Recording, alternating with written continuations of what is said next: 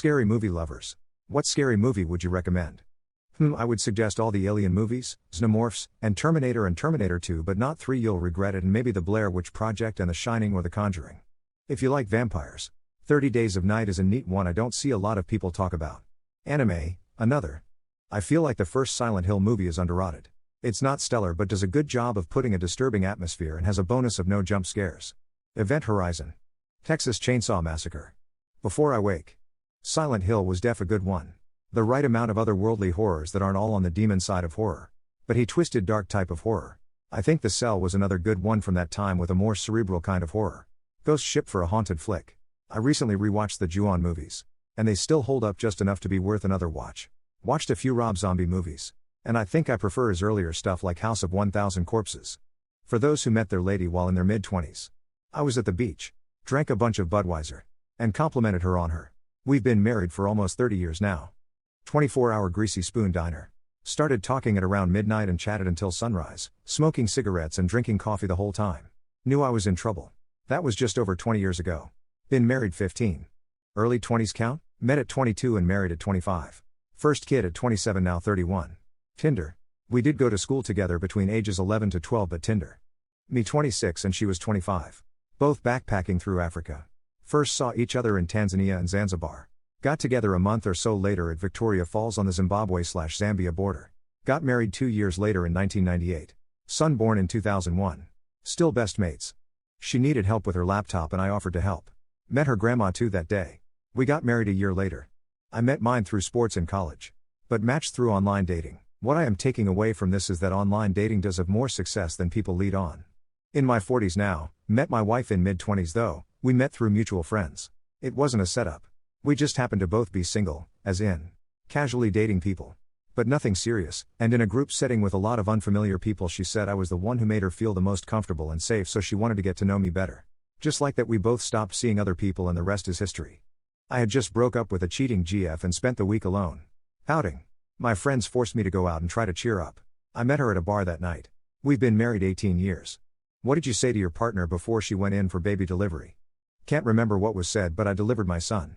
He had this expression of complete pain and bewilderment on his face when he was paused partway out for a minute or two. On a handful of occasions over the past 2 decades I have seen that same exact pained and mystified look on his face. I both feel for him because of what he is going through at the time and love him so hard because I remember the short time when I was the only person in the world who had ever seen his face. When you, on the table. I will pretend not to see it. He said, "You sure it's not just pee?" His ex went to hospital 3 times thinking a urine leak was her waters breaking. I'd had no scares like that for the full 3rd trimester. It was green and I knew which hole it came out of. I was mostly annoyed knowing I couldn't give birth in a tub like I wanted. Until his comment. Then I was just annoyed by his comment. We laughed all the way. Due to the water trail from the elevator and the splash sounds from her shoes. I was with her the whole 8 hours though. Easily the best experience I've ever had. I was in the room proudly crying like an idiot, promising I'll marry her for some reason and doing my best to not freak out at what was going on and what's the white stuff on the baby while she sucks on gas and air. I cut the cord with shaky hands and wet eyes. I could barely see the cord in the first place. Was the happiest day in my life and I'd do it all over again. Like, I'm sitting down shouting good luck babe whilst she goes in alone. I hope that there aren't many who weren't trusted enough to be right there at their wife's side. I think it was around the 3rd or 4th Kidargo bag included a huge beach towel to put on her leather seat in the new car. She asked what the towel was for I calmly answered, in case your water breaks on the high-speed run to the hospital. It was a real romantic moment. They not trust anyone except family? Yes, to a flaw. But also I think everyone is stupid and only out for their own interest, which causes me to believe they're always lying or deceiving me. Why am I like this lol? Why make an exception for family? Never fully trust anyone. I never trust anyone. Especially family. I used to. Until my ex-wife. Scratch that. I still trust everyone until I have a reason not to. It has caused a lot of difficulty in my life. But I think that I'm happier seeing the world as generally good instead of evil. I might be wrong. But it makes my life happy. Mostly. They sneeze when they are nauseous? This happened to my mom. I sneeze when I'm full sometimes, no idea why, it's usually like a 5 to 10 sneezing fit then gone. Yup, I also had an eating disorder when it began. It isn't as bad now that I'm recovered. From what I had googled. It's a vagus nerve response. This has happened to me too. It's very disconcerting and seems to come out of nowhere. Not a frequent enough occurrence for me to figure out what might cause it though. If you figure it out, let me know. This also didn't start for me until I was well into my 20s BTW. What aged so well to the point it is slightly terrifying? This, https://u2. b/0rmdwa8gwb8. Anything George Carlin has said. The hot takes are strong in this thread. A lot of Bill Hicks stand-up material from the early 90s.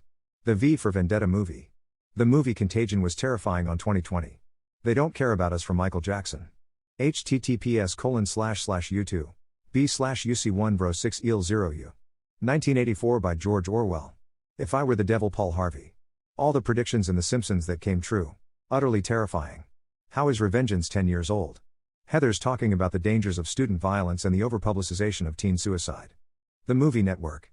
It came out in the 70s and talked about sensationalist news that was more like a religion than an actual news show. For years, people said it was no longer relevant.